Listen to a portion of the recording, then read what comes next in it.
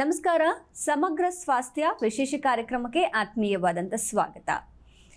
ವೀಕ್ಷಕರೇ, ಮನುಷ್ಯನಿಗೆ ಜೀವಿಸೋದಕ್ಕೆ ಬೇಕಾಗಿರುವಂಥದ್ದು ಗಾಳಿ, ನೀರು, ಆಹಾರ. ಮೊದಲನೇದಾಗಿ ಗಾಳಿ ನೈಸರ್ಗಿಕವಾಗಿ ದೊರಕುತ್ತೆ ನಮಗೆ. ನೀರಿಗೆ ಬಂದರೆ ನೀರು ಸಿಕ್ಕರೆ ಸಾಕು, ಅಮೃತ ಅನ್ನುವಂಥ ಒಂದು ಪರಿಸ್ಥಿತಿ ಎದುರಾಗುತ್ತೆ. ತುಂಬ ಬಾಯಾರಿಕೆ ಆದಾಗ ನೀರು ಕೊಟ್ಟರೆ ಸಾಕಪ್ಪ, ಅದೇ ಅಮೃತದಂತೆ ನಮ್ಮ ಜೀವವನ್ನು ಉಳಿಸುತ್ತೆ ಅಂತ ಹೇಳಿ ನಾವು ಕೇಳಿದ್ದೀವಿ ಕೂಡ, ಅಷ್ಟು ಪ್ರಾಮುಖ್ಯತೆಯನ್ನು ನೀಡ್ತೀವಿ ಕೂಡ.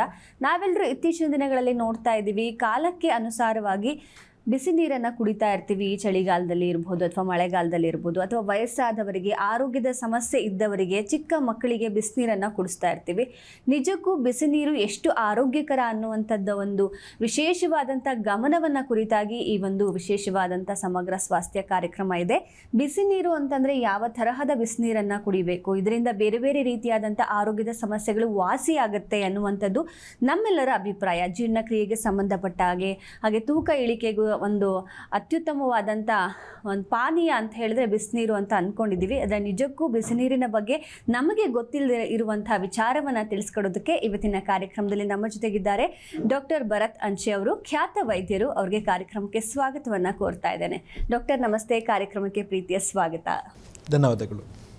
ಚಳಿಗಾಲದಲ್ಲಿ ಬಿಸಿ ಬಿಸಿ ಆಹಾರ, ಬಿಸಿ ಬಿಸಿ ನೀರು ಸಿಕ್ಕರೆ ಸಾಕು, ಬಹಳಷ್ಟು ಖುಷಿ ಆಗುತ್ತೆ ಎಷ್ಟೋ ಜನರಿಗೆ. ಬೆಳಗ್ಗೆ ಮತ್ತು ಸಂಜೆ ಇದನ್ನೇ ನಾವು ಎಕ್ಸ್ಪೆಕ್ಟ್ ಮಾಡ್ತೀವಿ.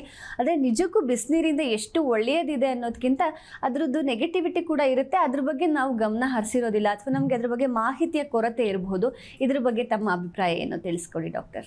ನೋಡಿ, ಬಿಸಿ ನೀರು ಅಂತ ಬಂದಾಗ ನಾವು ಎಷ್ಟು ಪ್ರಮಾಣವಾಗಿ ಬಿಸಿ ಮಾಡ್ತೀವಿ ನೀರನ್ನು ಅನ್ನೋದು ಬೇಕಾಗ್ತದೆ. ಅದು ಯಾವ ನೀರನ್ನು ನಾವು ಬಿಸಿ ಮಾಡ್ತೀವಿ ಅನ್ನೋದು ಕೂಡ ಬೇಕಾಗ್ತದೆ.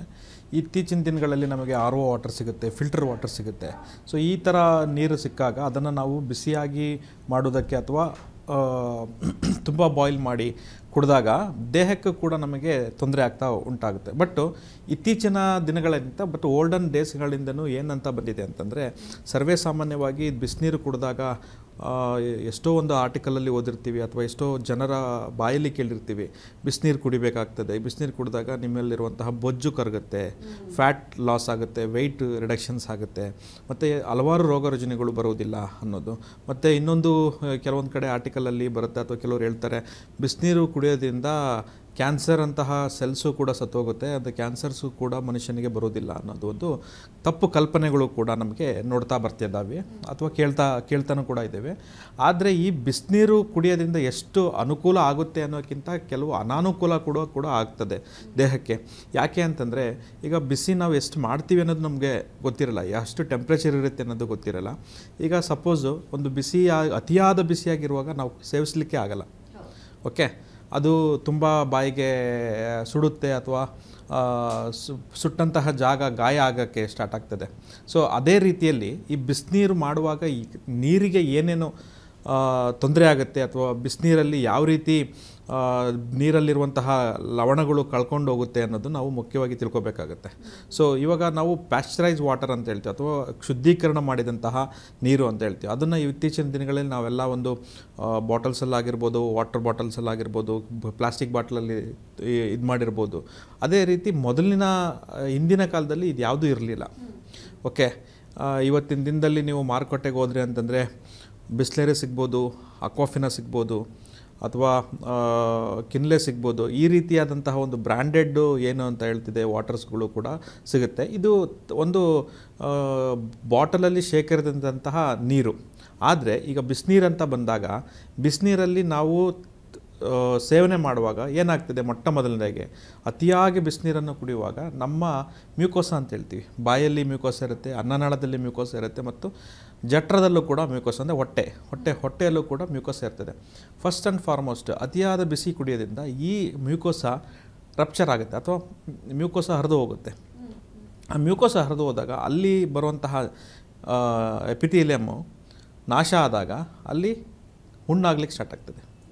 ಓಕೆ, ಇದು ತಾತ್ಕಾಲಿಕವಾಗಿ ಕೂಡ, ಯಾಕಂದರೆ ತುಂಬ ಬಿಸಿಯಾದ ತಗೋದ್ರೆ ಬರ್ನ್ ಆಗುತ್ತೆ, ಸ್ಕಾಲ್ಡ್ ಆಗುತ್ತೆ, ಅವರಿಗೆ ಇಮಿಡಿಯೇಟಾಗಿ ನಾವು ವೈದ್ಯರ ಬಳಿ ಕರ್ಕೊಂಡು ಹೋಗಬೇಕಾಗುತ್ತೆ. ಆದರೆ ಇವಾಗ ಸಪೋಸ್ ನಮ್ಮ ಚರ್ಮಕ್ಕೆ ನಾವು ತುಂಬ ಬಿಸಿಯಾದ ನೀರು ಹಾಕಿದರೆ ಬೊಬ್ಬೆ ಬರ್ತದೆ. ಅದೇ ರೀತಿ ನಾವು ತುಂಬ ಬಿಸಿಯಾದ ನೀರನ್ನು ಅನ್ನನಾಳದಲ್ಲಿ ಸೇವಿಸಿದಾಗ ಅನ್ನನಾಳದ ಒಳಗಡೆ ಕೂಡ ಬೊಬ್ಬೆ ಬರ್ತದೆ, ಮತ್ತು ಅಲ್ಲೂ ಕೂಡ ರಕ್ತಸ್ರಾವ ಆಗ್ತದೆ ಅಥವಾ ಗಾಯ ಕೂಡ ಆಗ್ತದೆ. ಇದು ಒಂದು ನಮಗೆ ಮೊಟ್ಟ ಮೊದಲನೇದಾಗಿ ಕಾಣೋದಂತಹ ಒಂದು ಅಲ್ಸರ್ ಆಗಿರ್ಬೋದು. ಎರಡನೇದಾಗಿ ಏನಾಗುತ್ತೆ ಅಂತಂದರೆ, ಈಗ ನೀರನ್ನು ಬಿಸಿ ಮಾಡುವಾಗ ಅಲ್ಲಲ್ಲಿರುವಂತಹ ಒಂದು ಲವಣಗಳು ಅಂದರೆ ಕ್ಯಾಲ್ಶಿಯಂ ಆಗಿರ್ಬೋದು, ಮೆಗ್ನೀಷಿಯಮ್ ಆಗಿರ್ಬೋದು, ಜಿಂಕ್, ಐರನ್ನು, ಫಾಸ್ಫರಸ್ಸು, ಈ ರೀತಿ ದೇಹಕ್ಕೆ ಬೇಕಾಗುವಂತಹ ಸೆಲಿನಿಯಮ್ ಆಗಿರ್ಬೋದು, ಈ ರೀತಿ ದೇಹಕ್ಕೆ ಬೇಕಾಗಿರುವಂತಹ ಎಲ್ಲ ಮೈಕ್ರೋ ನ್ಯೂಟ್ರಿಯೆಂಟ್ಸ್ಗಳು ಕೂಡ ನಾಶ ಆಗ್ತಾ ಹೋಗ್ತದೆ ಎಲ್ಲಿ ಅತಿಯಾಗಿ ನೀರನ್ನು ಬಿಸಿ ಮಾಡಿದಾಗ. ಸೊ ಎಷ್ಟೋ ಜನ ಹೇಳ್ತಾರೆ, ನಾವು ಬಿಸಿ ನೀರನ್ನು ಕುಡಿದಾಗ ನನಗೆ ರುಚಿ ಇಲ್ಲ ಅಂತ ಹೇಳ್ತಾರೆ. ಆ್ಯಕ್ಚುಲಿ ನೀರಿನಲ್ಲಿ ಯಾವುದೇ ರುಚಿ ಇರಲ್ಲ. ನೀರು ಅನ್ನೋದಂದರೆ, ವಾಟರ್ ಅಂತಂದರೆ ಕಲರ್ಲೆಸ್, ಓಡರ್ಲೆಸ್ ಒಂದು ಸಾಲ್ವೆಂಟ್. ಓಕೆ, ಸೊ ಈ ಕಲರ್ ಇರಲ್ಲ ಅಥವಾ ಯಾವುದು ಬಣ್ಣ ಇರೋದಿಲ್ಲ, ಒಂದು ದುರ್ವಾಸನೆ ಥರದಂತಹ ಯಾವುದೇ ಒಂದು ಇದಿರಲ್ಲ. ಈ ಥರ ಇರುವಂತಹ ನೀರನ್ನು ನಾವು ಶುಚಿತ್ವ ನೀರು ಅಂತ ಹೇಳ್ತೀವಿ. ಅದರಲ್ಲಿ ಕೆಲವೊಂದು ಬ್ಯಾಕ್ಟೀರಿಯಾಸು, ವೈರಸ್ ಕೂಡ ಇರ್ಬೋದು. ಈಗ ತುಂಬ ಅತಿಯಾದ ಕಂಟ್ಯಾಮಿನೇಟೆಡ್ ವಾಟರ್ ಅಂತ ಹೇಳ್ತೀವಿ, ತುಂಬ ಕಲುಷಿತ ನೀರನ್ನು ನಾವು ಬಿಸಿ ಮಾಡಿ ಕುಡಿಯೋದ್ರಲ್ಲಿ ಒಂದು ಅರ್ಥ ಇದೆ. ಆದರೆ ಇತ್ತೀಚಿನ ಜನಗಳು ಏನಾಗುತ್ತೆ ಅಂತಂದರೆ, ಫಿಲ್ಟರ್ ಮಾಡಿರುವಂತಹ ನೀರನ್ನೇ ಮನೆಗೆ ತಂದು ಅತಿಯಾಗಿ ಬಿಸಿ ಮಾಡಿಕೊಳ್ಳಿದಾಗ ಒಂದನೇದು ಮ್ಯೂಕೋಸಟೇರ್ ಆಗ್ಬೋದು, ಎರಡನೇದು ಇದ್ದಂತಹ ಒಂದು ಮೈಕ್ರೋನ್ಯೂಟ್ರಿಯೆಂಟ್ಸ್, ದೇಹಕ್ಕೆ ಏನು ಬೇಕಾಗಿರುತ್ತೆ ಆ ಮೈಕ್ರೋನ್ಯೂಟ್ರಿಯೆಂಟ್ಸ್ ಆಗಿರ್ಬೋದು, ಮಿನರಲ್ಸ್ ಆಗಿರ್ಬೋದು, ಅದರಲ್ಲಿ ಸತ್ತು ಹೋಗ್ತದೆ. ಆ ಸತ್ವವನ್ನು ಕಳ್ಕೊಂಡು ನಾವು ನೀರು ಕುಡಿದಾಗ ನಮಗೆ ಯಾವುದೇ ಥರದಾದ ಒಂದು ಆಹಾರಕರವಾಗಿ ದೇಹಕ್ಕೆ ಒಂದು ಒಳ್ಳೆಯದಾಗಿ ಪರಿಣಾಮ ಆಗೋದಿಲ್ಲ. ಸೊ ಅತಿಯಾಗಿ ಬಿಸಿಯಾಗಿ ಕುಡಿಯೋದ್ರಿಂದ ದೇಹಕ್ಕೆ ಹಾನಿಕರ ಆಗುತ್ತೆ ಹೊರತು ಲಾಭ ಇಲ್ಲ. ಸೊ ಎಂಥ ನೀರನ್ನು ಕುಡಿಬೇಕಾಗ್ತದೆ ಅಂದರೆ, ಒಂದು ಲ್ಯೂಕಾಮ್ ವಾಟರ್ ಅಂತ ಹೇಳ್ತೀವಿ. ಸೊ ಉಗುರು ಬೆಚ್ಚಿನ ನೀರನ್ನು ನಾವು ಕುಡಿದಾಗ ಮಾತ್ರ ನಮಗೂ ದೇಹಕ್ಕೂ ಆಹಾರಕಾರಕವಾಗುತ್ತೆ. ಮತ್ತು ಎಷ್ಟು ನೀರು ಕುಡಿಬೇಕನ್ನೋದು ಕೂಡ ಮುಖ್ಯವಾಗ್ತದೆ. ಸಪೋಸ್ ನಾರ್ಮಲ್ ಒಂದು ಐಡಿಯಲ್ ವೆಯ್ಟ್ ಪ್ರಕಾರ 60 kg ಒಬ್ಬ ವ್ಯಕ್ತಿ ಸುಮಾರು ದಿನಕ್ಕೆ 24 ಗಂಟೆ ಒಳಗಡೆ 3-3.5 ಲೀಟರ್ ನೀರು ಕುಡಿಬೇಕಾಗ್ತದೆ. ಎಲ್ಲಿ ನಾವು ಆ ನೀರನ್ನು ಕಮ್ಮಿ ಕುಡಿತೀವಿ, ಆ ನೀರು ಕುಡಿಯುವ ಜಾಗದಲ್ಲಿ ಅತಿಯಾದ ಬಿಸಿ ನೀರು ಕುಡಿತೀವಿ, ಆವಾಗ ನೀರಿನ ಕಂಟೆಂಟು ಕೂಡ ಅಥವಾ ಕ್ವಾಂಟಿಟಿ ಕೂಡ ಕಮ್ಮಿ ಕುಡಿತಾ ಹೋಗ್ತೀವಿ. ಅರ್ಧ ಲೀಟ್ರ್ ಕುಡಿಬೋದು ಅಥವಾ 1 ಲೀಟ್ರ್ ಕುಡಿಬೋದು. 24 ಗಂಟೆಲಿ ನಾವು 1 ಲೀಟ್ರ್ ನೀರು ಕುಡಿದ್ರೆ ನಮ್ಮ ದೇಹದಲ್ಲಿರುವಂತಹ ಒಂದು ಇಂಪ್ಯೂರಿಟೀಸು ಕೂಡ ಕಿಡ್ನಿಯಿಂದ ಹೊರಗಡೆ ವಾಶ್ಔಟ್ ಆಗಲಿಕ್ಕಾಗಲ್ಲ. ಸೊ ಇಂಥ ಸಂದರ್ಭದಲ್ಲಿ ನಾವೇನು ಮಾಡಬೇಕು ಅಂತ ಹೇಳಿದ್ರೆ, ಲೂಕ್ವಾಮ್ ವಾಟರ್ನು ಕರೆಕ್ಟಾಗಿ ಇಟ್ಕೊಂಡು 3-3.5 ಲೀಟ್ರ್ ನೀರು ಕುಡಿದಾಗ ಮಾತ್ರ ನಮ್ಮ ದೇಹಕ್ಕೆ ಆರೋಗ್ಯಕರ ಆಗುತ್ತದೆ ಮತ್ತು ಅದು ಇಮ್ಯುನಿಟಿನೂ ಕೂಡ ಕೊಡ್ತದೆ.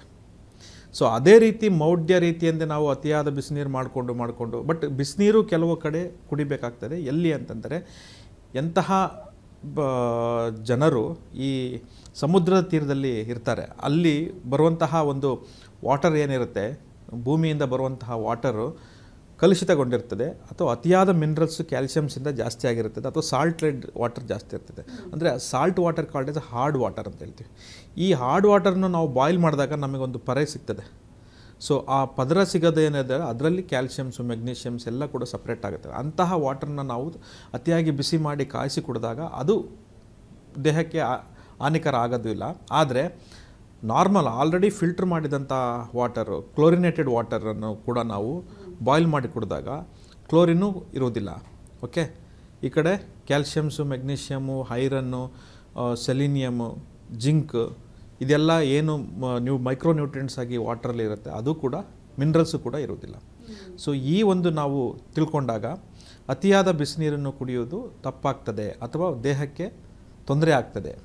ಈ ನೀರು ಕುಡಿದಾಗ ಒಂದು ಅಪ್ಪರ್ ರೆಸ್ಪಿರೇಟರಿ ಟ್ರ್ಯಾಕ್ ಇನ್ಫೆಕ್ಷನ್ ಒಂದು ಕಮ್ಮಿ ಆಗ್ತದೆ. ಓಕೆ, ಯಾಕೆ ಅಂತಂದರೆ ನೀರಿನಲ್ಲಿರುವಂತಹ ಬ್ಯಾಕ್ಟೀರಿಯಾ, ವೈರಸ್ಸು ಬಿಸಿ ಮಾಡಿದಾಗ ಸತ್ತೋಗ್ತದೆ. ಆಮೇಲೆ ಕಲೆಕ್ಟೆಡ್ ವಾಟರ್ ಅಂತ ಹೇಳ್ತೀವಿ. ಆ ಕಲೆಕ್ಟೆಡ್ ವಾಟರ್ನ ನಾವು ಬಾಯ್ಲ್ ಮಾಡಿ ಕುಡಿದಾಗ ಒಂದು ಒಳ್ಳೆಯದಾಗ್ತದೆ ಹೊರತು ಶುದ್ಧಿಯಾಗಿರುವಂತಹ ನೀರನ್ನು ಮತ್ತೆ ಬಾಯ್ಲ್ ಮಾಡಿ ಕುಡಿದಾಗ ತೊಂದರೆ ಆಗ್ತದೆ. ಸೊ ಇದನ್ನು ನಮ್ಮ ಜನತೆಗಳು ಅದನ್ನು ತಿಳ್ಕೊಬೇಕಾಗ್ತದೆ. ಯಾವ ನೀರನ್ನು ಬಾಯ್ಲ್ ಮಾಡಬೇಕು, ಯಾವ ನೀರನ್ನು ಬಾಯ್ಲ್ ಮಾಡಬಾರ್ದು ಅನ್ನೋದು ಕೂಡ ತಿಳ್ಕೊಬೇಕಾಗುತ್ತೆ. ಮತ್ತು ಒಳ್ಳೆ ನೀರು ಅನ್ನೋದು ಯಾವುದು? ಓಕೆ, ಒಳ್ಳೆ ನೀರು ಅಂತ ಹೇಳಿದ್ರೆ ಒಂದು ಟ್ರಾನ್ಸ್ಪರೆಂಟ್ ಬಾಟಲಲ್ಲಿ ನೀರು ನಮ್ಮ ಯಾವುದೇ ಇಂಪ್ಯೂರಿಟೀಸ್ ಇಲ್ಲದೆ, ಯಾವುದೇ ಕಲುಷಿತ ಇಲ್ಲದೆ ಕಾಣುವಂತಹ ಒಂದು ದ್ರವಕ್ಕೆ ನಾವು ಒಳ್ಳೆಯ ನೀರು ಅಂತ ಹೇಳ್ತೀವಿ. ಒಂದು ಹಿಂದಿನ ಕಾಲದಲ್ಲಿ ಬೆಟ್ಟದಿಂದ ಹರಿಯುವ ಜರಿಯನ್ನು ಒಳ್ಳೆಯ ನೀರಂತ ನಾವು ಪರಿಗಣಿಸ್ತೀವಿ. ಯಾಕೆ ಅಂತಂದರೆ ಅದರಲ್ಲಿ ಎಷ್ಟು ತೆಳುವಾಗಿರುತ್ತದೆ ಅಂತಂದರೆ ಒಂದು ಇಂಪ್ಯೂರಿಟೀಸ್ ಕೂಡ ಅದರಲ್ಲಿ ಇರ್ತಿರಲಿಲ್ಲ. ಓಕೆ, ಓಲ್ಡನ್ ಡೇಸಲ್ಲಿ ಇದೇ ಒಂದು ಕಲುಷಿತ ನೀರಲ್ಲೂ ಕುಡಿದಾಗ ಕಾಲರ ಬರ್ತಾಯಿತ್ತು.